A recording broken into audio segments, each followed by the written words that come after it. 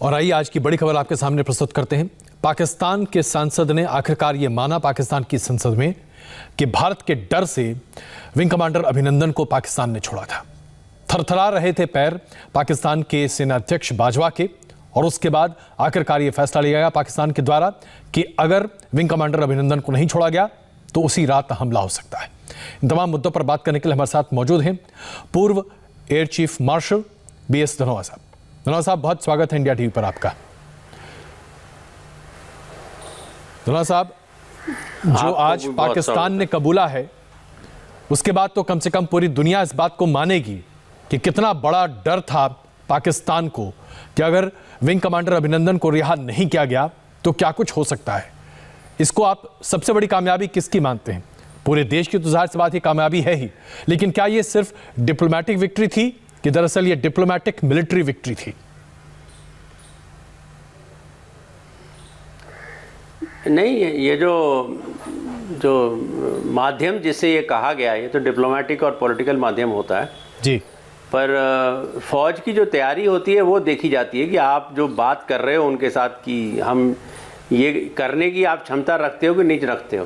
तो जिस तरह से हमारी तीनों सशस्त्र सेनाएं उस टाइम तैयार थी, तो वो देख के शायद उनको लगा कि हाँ, ये जो बात कर रहे हैं तो इसमें इनमें दम है कि ये कार्य भी कर सकते हैं।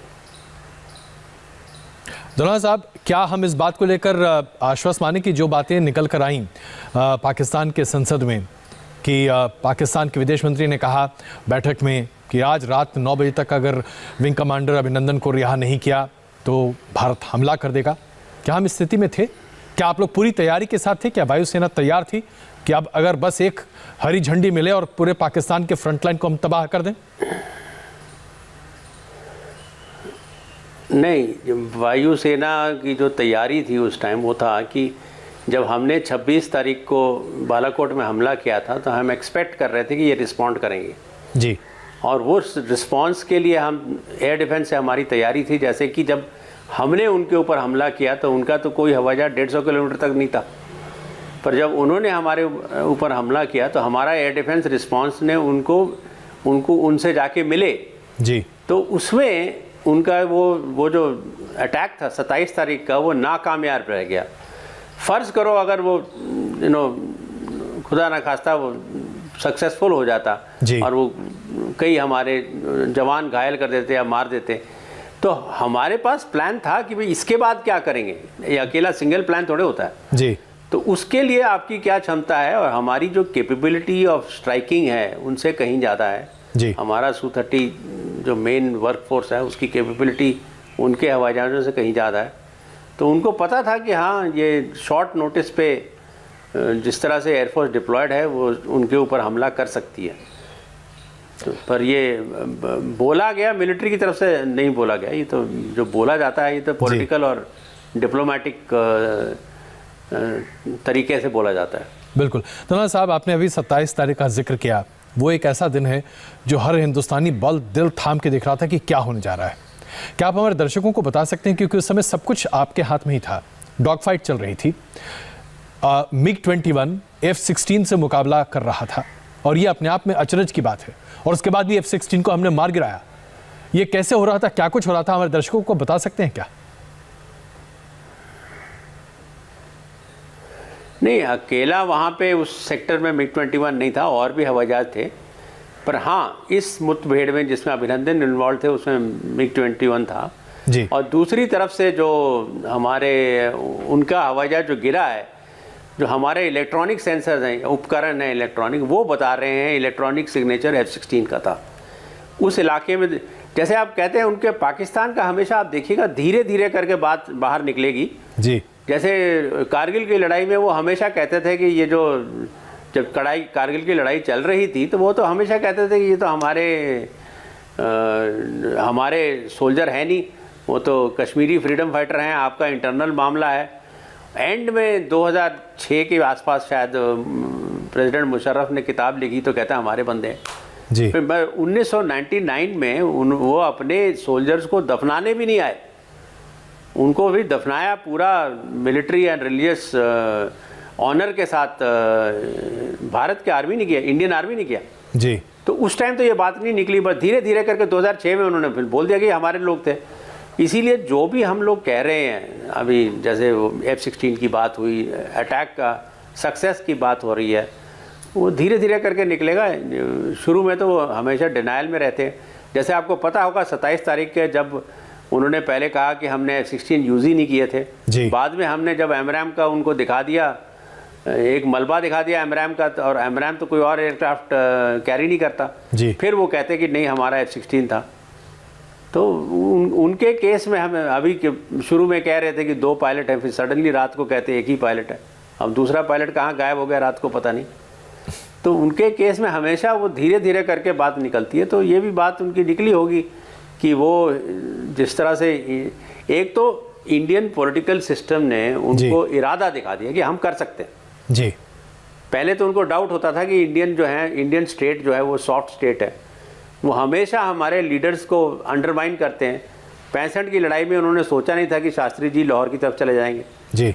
वो हमेशा अंडरमाइन करते हैं। कारगिल की लड़ाई में उन्होंने सोचा नहीं था कि हम इतना बड़ा रिस्पांस देंगे उनके खिलाफ और उनको भगा देंगे वहाँ से। तो सिमिलरली वो हमेशा हमारी लीडरशिप को अंडरमाइन करते हैं। तो अब तो उनको पता था कि हाँ लीडरशिप इनके ऊपर रिस्पॉन्ड करेगी। और दूसरी बात है कि is the military deployed for response, तो मिलिट्री भी डिप्लॉयड थी रिस्पॉन्स, तो देन दैट थ्रेट जो है वो क्रेडिबल हो जाता है। बिल्कुल, आपने अभी जिक्र किया पॉलिटिकल लीडरशिप की, तो अपने दर्शकों को ज़रा, धन्यवाद साहब हमारे साथ बने रहें आप, अपने दर्शकों को दिखाते हैं कि पाकिस्तान के संसद ने, दरअसल सांसद ने क्या कहा, कैसे पाकिस्तान की पूरी सरकार थरथरा कर काँप रही थी। ये ज़रा पहले आप सुन लीजिए और उसके बाद फिर कुछ और महत्वपूर्ण सवाल धन्यवाद साहब से करेंगे। अभिनंदन की क्या बात करते हैं। मुझे याद है शाह महमूद कुरैशी साहब उस मीटिंग में थे जिसमें प्राइम मिनिस्टर साहब ने आने से इनकार कर दिया और चीफ ऑफ आर्मी स्टाफ तशरीफ लाए। पैर कांप रहे थे, पसीने माथे पे थे और हमसे शाह महमूद साहब ने कहा, फॉरेन मिनिस्टर साहब ने, कि खुदा का वास्ता है अब इसको वापस जाने दें, चूंकि 9 बजे रात को हिंदुस्तान पाकिस्तान पे अटैक कर रहा है। वो कोई हिंदुस्तान ने अटैक नहीं करना था, कुछ नहीं होना था, सिर्फ घुटने टेक के अभिनंदन को वापस भेजना था।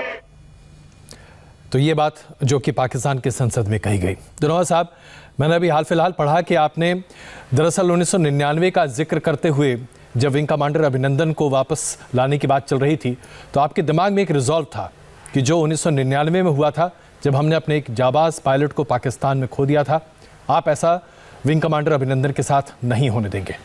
क्या आप हमसे साझा करना चाहेंगे वो क्या यादें थीं आपकी और किस रिजॉल्व के साथ आप विंग कमांडर अभिनंदन को वापस लाने की पुरजोर कोशिश कर रहे थे?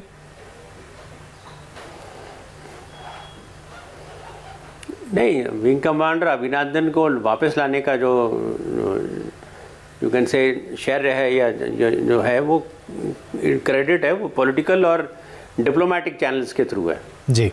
पर पॉलिटिकल और डिप्लोमेटिक चैनल में जो आप बात करते हैं तो उसको हमेशा उसके पीछे होता है कि आपकी मिलिट्री कैपेबिलिटी क्या है, कि अगर आप ये बात माने ना तो वो मिलिट्री क्या कर सकती है। और यस 99 में हमने, उन्होंने नाचिकेता को देखो कितने दिन बाद रिलीज़ किया, एंड एज वन आहूजा को तो स्मॉल आर्म्स के साथ दे हैड शॉट हिम जी। तो इस टाइम उनके ऊपर शायद ये भय था, जैसे कह रहे हैं कि वो बहुत डरे हुए थे कि इस टाइम हमारी जो इरादा एज वेल एज कैपेबिलिटी ऐसी है कि हम उनके ऊपर काफ़ी हावी हो सकते हैं। I think that could be the reason why. ये तो पॉलिटिकल स्टेटमेंट मार रहे हैं तो जी एग्जैक्टली व्हाट हैपेंड कमेंट करना थोड़ा मुश्किल है। धन्यवाद साहब, अब एक सवाल है जो कि हाइंडसाइट में शायद पूछना है, सही है या गलत आप बेहतर इस पे कह सकते हैं, लेकिन अगर विंग कमांडर को नहीं छोड़ा गया होता, विंग कमांडर अभिनंदन को नहीं छोड़ता पाकिस्तान, तो क्या आपके पास ये हरी झंडी थी कि आप जो चाहते वो कर सकते थे? नहीं, वो डिसीजन पॉलिटिकल लीडरशिप का है, वो मिलिट्री का नहीं होता। मिलिट्री को हमेशा होता है कि आप तैयार रहिए हर ऑप्शन का, उसके बाद पॉलिटिकल लीडरशिप डिसाइड करती है कि आपने क्या करना है, आपने किस हद तक करना है, पूरी लड़ाई छेड़नी है, लिमिटेड एरिया लिमिटेड प्लेस में करना है, या उनको एक और मैसेज देना है। तो ये सब डिसीजन जो होते हैं पॉलिटिकल लीडरशिप के होते हैं। तो हमारे पास क्या कैपेबिलिटी थी? आंसर इज यस, हमारे पास कैपेबिलिटी थी। मैंने आपके पास तैयारी थी, अगर आपको हरी झंडी दी जाती तो आप वो सब कुछ कर सकते थे जिसके लिए आपको परमिशन दी जाती। हाँ, वो ना स्ट्राइक करने की अगर हरी झंडी दी जाती, ऑब्वियसली तो कोई भी एयरफोर्स अगर ऑफेंसिव मिशन करता है जी, वो हमेशा एक्सपेक्ट करता है कि एनिमी रिस्पॉन्ड करेगा एंड उसका आपका काउंटर क्या है, तो वो तो पूरा प्लान होता है। It is not one of कि आपने कुछ कर दिया और सोचा कि उसके बाद कुछ नहीं होगा। बिल्कुल, ये तो पूरा प्लान होता है जी। धनोआ साहब, उसमें yes, we had a plan B and we had a plan to execute it. ये बहुत बड़ी बात आपने हमारे दर्शकों के साथ साझा की। अब एक और सवाल है जो कि एक आम आदमी के दिमाग में बहुत ज़्यादा कौंधती है। हालांकि जाहिर सी बात है इसमें कई सारी चीज़ें हैं जो आप शायद साझा ना करना चाहें सार्वजनिक तौर पर, लेकिन प्रधानमंत्री जी को लेकर हर किसी को पूरे देश में बड़ा भरोसा है। और ऐसे में जब विंग कमांडर अभिनंदन के कैप्चर होने की बात आई तो हर किसी को लगा कि प्रधानमंत्री जी हर कीमत पर रिहा करवा के ले आएंगे, वापस ले आएंगे। क्या ऐसे मौके पर प्रधानमंत्री जी आप लोगों से संपर्क में व्यक्तिगत तौर पर थे, या दरअसल जो चैनल ऑफ कम्युनिकेशन होता है उसी की तरह बातचीत हो रही थी? जो मिलिट्री है वो आइसोलेशन में नहीं काम करती है, वो डायरेक्शन ऑफ पॉलिटिकल लीडरशिप होता है जी। किसने क्या बोला, क्या हुआ, वो ये पूरा मिशन अभी तक क्लासिफाइड है, तो उसके बारे में मैं बात नहीं करूंगा। लेकिन प्रधानमंत्री जी का सक्रिय इसमें इन्वॉल्वमेंट था, इतना तो आप हमारे दर्शकों को बता सकते हैं? क्या ये मैं मानूं? नहीं, वो डिसाइसिवनेस तो दिखाया ना। इट इज़ द डिसाइसिवनेस जो आप बात कर रहे हो वो तो आप देखो, क्योंकि वो ये जो बालाकोट का कैंप था वो तो पाकिस्तान ऑक्यूपाइड कश्मीर में भी नहीं था, पाकिस्तान प्रॉपर में था जी। तो it's quite a big political decision. India को इलेक्शन के लिए जाना है, उसमें क्या हो सकता है, पिटफॉल्स काफ़ी हैं, तो that is of course it was a decisive move, there no doubt on that. बिल्कुल, मिलिट्री को प्रिपेयर होना है, कुछ अनफॉर्चुनेट इंसिडेंट हो जाए, कुछ हो जाए, तो that is it's a political risk. Military risk भी है पर पॉलिटिकल रिस्क भी है, और ये पॉलिटिकल रिस्क प्रधानमंत्री जी ने लिया। धनोआ साहब, आप हमारे साथ बने। दरअसल इंडिया टीवी के साथ जब अभिनंदन की रिहाई पर सवाल पूछे गए और उस वक्त रजत जी ने यह सवाल पूछा था प्रधानमंत्री नरेंद्र मोदी से, तो उन्होंने किस तरह से इस सवाल का जवाब दिया था, राज कई उन्होंने खोले थे। जरा ये पहले एक बार देख लेते हैं धनोआ साहब से और चर्चा उसके बाद करते हैं।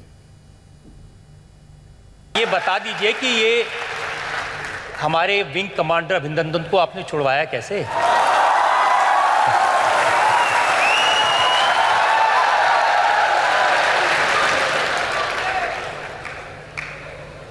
वो एक रात थी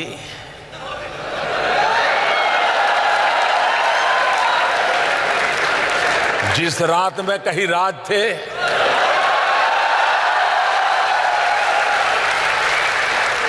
राज को राज ही रहने दीजिए।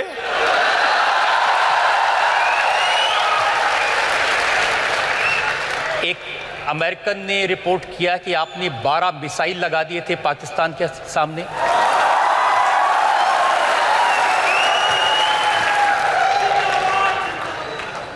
मैं भी बहुत कुछ सुनता हूं।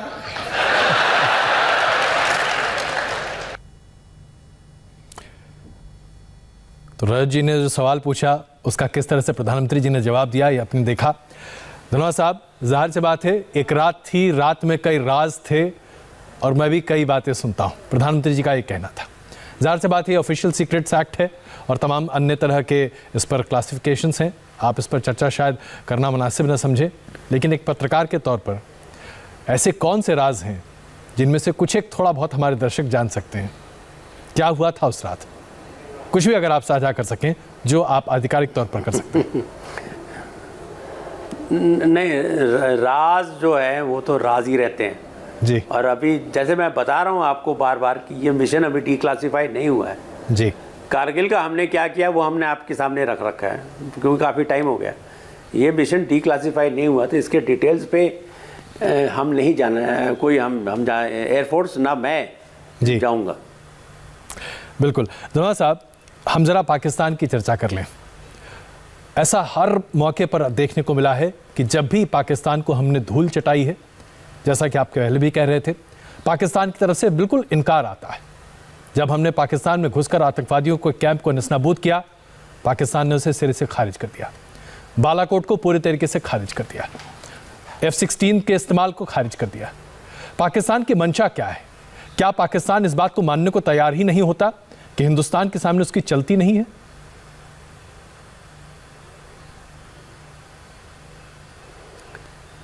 आपको एक बात ध्यान में रखना चाहिए कि पाकिस्तान की जो मिलिट्री है वो डायरेक्टली या इनडायरेक्टली उस देश के ऊपर रूल करती है, और काफ़ी हद तक। हालांकि उनकी इकॉनमी देखो हमारे मुकाबले में उनकी इकॉनमी बहुत पीछे है, पर काफ़ी हद तक उनका रिसोर्सेज जो है वो मिलिट्री में जाते हैं जी। अगर हिंदुस्तान के साथ उनका अमन हो गया या शांति हो गई तो आम आदमी उनसे ये पूछेगा कि ये इतने पैसे हम आपको क्यों दें। आप चाहे उनको प्रिविलेजेस देख लो, पर्क्स देख लो, वो रिटायर करके सब लंदन में जाके सेटल करते हैं, मैं रिटायर करके मोहाली में सेटल करता हूँ। तो ये हम दोनों में फ़र्क है। हम डेमोक्रेसी हैं जी, ओके, हम डेवलप किया है, हमने मिलिट्री में भी पैसा खर्चा किया, इकोनॉमी में भी किया है, इसीलिए हम कहाँ पे हैं वो देखिए कहाँ पे हैं जी। तो उनको डोमेस्टिक ऑडियंस को कुछ कहने के लिए कुछ चाहिए, तो डोमेस्टिक ऑडियंस के सामने वो कभी ओपनली कैसे कह सकते हैं कि हम हार गए और ये हो गया? वो कभी नहीं कह सकते, उनके सारे रिसोर्स कट जाएंगे। जी धनोआ साहब, एक और चिंता है जो कि कई रक्षा विशेषज्ञ सामने रखते हैं, two war two nation two front theory, जिसमें चीन और पाकिस्तान की बात कही जाती है। और जिस तरह से चीन ने अभी आक्रामक रुख इख्तियार कर रखा है, ऐसा माना जाता है कि पाकिस्तान अब इसे लेकर कुछ और ज़्यादा आक्रामकता दिखा सकता है। ये टू फ्रंट वॉर थियरी, इसके लिए हम क्या पूरी तरह से सक्षम हैं? क्योंकि वायुसेना अध्यक्ष रहते हुए आपने हमेशा ये कहा कि हमें कहीं कोई दिक्कत नहीं आएगी, भले ही हमारे पास विमान कम हो।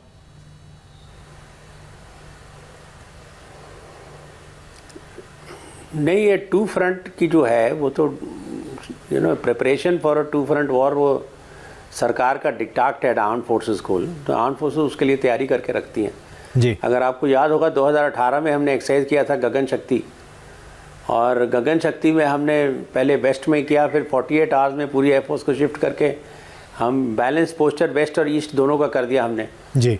तो ये तो आप उसके लिए प्रिपेयर करके रखते हो। एंड एक होता है प्लान ए, होता है प्लान ए। क्या होता है कि मेरे पास सब कुछ है तो मैं क्या करूँगा। एक प्लान बी होता है, प्लान बी होता है कि मेरे पास जो कुछ है उसके साथ मैं क्या करूँगा जी।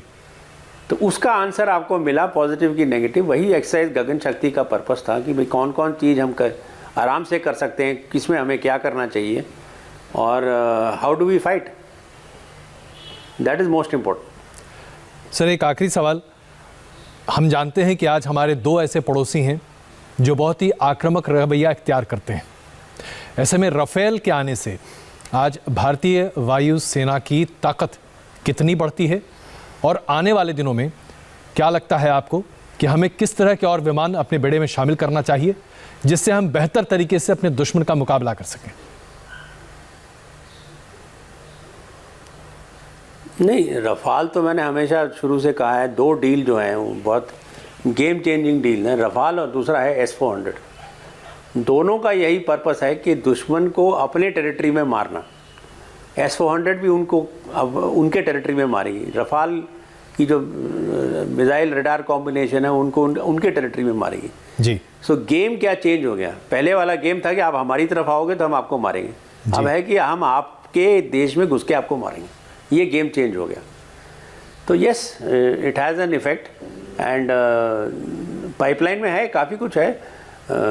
LCA भी है, मार्क 1 है, फिर 1A है, फिर आगे अमका है, मार्क 2 है, काफ़ी कुछ है। और इधर से मल्टी रोल फाइटर एयरक्राफ्ट का भी एक प्रपोजल है, जो उसमें रफाल है, चाहे जो मर्जी आए, उसकी कैपेबिलिटीज़ तो यही होंगी ना, रफाल जैसी होंगी। तो ये आपको जो स्कर्मिश होता है, जैसे बालाकोट के बाद 27 को स्कर्मिश हुआ जी। स्कर्मिश में क्या होता है कि आप अपना बेस्ट फुट फॉरवर्ड डालते हो, तो आपको टेक्नोलॉजी की बहुत ज़्यादा ज़रूरत होती है। इसीलिए मैंने भी पहले बोला था कि अगर 27 तारीख को हमारे पास रफाल होते तो हम नतीजा कुछ और होता, हम उनके कई F-16 गिरा देते, क्योंकि ये स्कर्मिश है, लिमिटेड पीरियड लिमिटेड टाइम। अगर फुल स्केल वॉर हो जाता है, कराची से लेकर कश्मीर तक आप लड़ाई कर रहे हो, तो हमारे पास इतने Su-30 हैं, उनके ऊपर हावी हो जाएंगे। कितने F-16 हैं उनके पास? जी ओके, बट वो स्कर्विश में तो टेक्नोलॉजी काउंट करती है, उसके लिए रफाल और ये मल्टी रोल फाइटर एयरक्राफ्ट काफ़ी अहमियत रखते हैं। धनोआ साहब, एक सवाल जो कि बहुत महत्वपूर्ण इसलिए हो जाता है क्योंकि आज की इस परिस्थिति में एक मजबूत नेतृत्व देश की कई समस्याओं का समाधान करता है, और खास करके जब वो सुरक्षा से जुड़ी होती है। एक मजबूत नेतृत्व का कितना आप रोल देख रहे हैं बीते कुछ एक सालों में, जो आज भारतीय सुरक्षा को एक मुकाम तक लाने में सफल या कारगर हुआ है?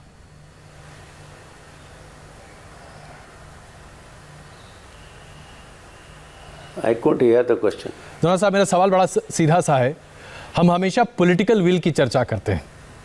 पॉलिटिकल विल यानी कि एक मजबूत लीडरशिप। ये मजबूत लीडरशिप बीते कुछ सालों में जो दिख रहा है, अच्छा ओके, इसका कितना प्रभाव हमारी देश की सुरक्षा पर है, और ये पॉलिटिकल विल कितना हमें आगे ले जा सकता है? नहीं, पॉलिटिकल विल का you can say it is decisive. Political will यही होता है कि डिसाइसिव होना चाहिए। ओके, तो वो डिसाइसिव पॉलिटिकल विल हमें देखने को मिला है, पर उसके जो आपकी फाइटिंग कैपेबिलिटी है, उसके लिए जो आपको चाहिए, चाहे एयरक्राफ्ट चाहिए या मिसाइल चाहिए, वेपन्स चाहिए, वो उनकी भी ज़रूरत रहती है। पर अगर आप सब कुछ रखने के बाद भी अगर आप इनडिसाइसिव हो गए जी, तो फिर वो आपसे दुश्मन डरेगा नहीं, कहेगा ये तो कर कुछ नहीं सकते, इनके पास इतनी क्षमता है पर करेंगे कुछ नहीं क्योंकि ये इनडिसाइसिव है। तो अगर उसको पूरा उसको यू कैन से जो डेटरेंस होता है, डेटरेंस का क्या पर्पस है? डेटरेंस का ये पर्पस थोड़ी कि आप लड़ाई लड़ दो। डेटरेंस का ये पर्पस होता है कि वो डेटर हो जाए कि मैंने इसके साथ लड़ाई नहीं लड़नी, वो होता है डेटरेंस। और क्या ये डेटरेंस आज चीन के लिए भी काम कर रहा है? एक पुराने इजरायली एयरफोर्स चीफ ने बोला, तो पुराने इजरायली एयर चीफ ने बोला था जी कि बहुत अच्छा है कि my job is to tell the other side that you don't have a military option.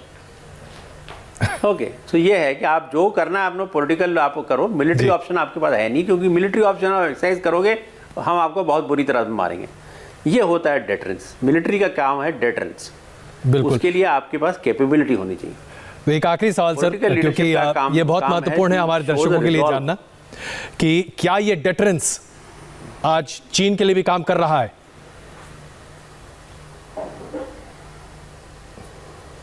नहीं, अगर डेटरेंस आपका काम नहीं कर रहा है तो आप लड़ाई छिड़ जाएगी। अभी 65 के बाद जी पाकिस्तान ने हमारे ऊपर हमला नहीं किया। वाई? वो लो इंटेंसिटी कॉन्फ्लिक्ट में क्यों लगा हुआ है? बिकॉज कन्वेंशनल डेटरेंस है जो आपका काम कर रहा है। जो सब कन्वेंशनल अटैक्स हो रहे हैं, टेररिस्ट अटैक्स हो रहे हैं, वो डेटरेंस नहीं काम कर रहा था। क्यों नहीं काम कर रहा था? क्योंकि आपके पास कैपेबिलिटी तो थी, आपने रिजॉल्व नहीं दिखाया कि भाई हम आपको मार सकते हैं। तो उरी और बालाकोट के बाद आपने रिजॉल्व भी दिखा लिया। आप देखिए बालाकोट इंसिडेंट अटैक के बाद जब तक इंडियन इलेक्शन हुए हैं, एक भी कोई you can say even a slightly important terrorist attack नहीं हुआ जी, बिकॉज दे न्यू कि response will be very heavy. बिल्कुल। धनोआ साहब, आपसे बातें तो खैर बहुत लंबी की जा सकती हैं क्योंकि कई बातें आप रोशनी डाल सकते हैं। वक्त की कमी की वजह से हमें आपसे ही विदा लेना पड़ रहा। बहुत धन्यवाद इस चर्चा में शामिल होने के लिए और हमें तमाम जानकारी साझा करने के लिए। इसमें कोई शक नहीं कि भारतीय वायुसेना पूरी तरह से तैयार है और विंग कमांडर अभिनंदन के रिलीज़ को लेकर जो पाकिस्तान की संसद में हुआ, उसने बहुत बड़े खुलासे किए हैं, बताया है कि हिंदुस्तान कैसे आज पाकिस्तान पर पूरी तरह से प्रभावी है। धनोआ साहब, बहुत धन्यवाद बात करने के लिए। एक छोटा सा यहाँ पर ब्रेक लेते हैं और ब्रेक के बाद पाकिस्तान की संसद में कैसे हुआ मोदी मोदी मोदी।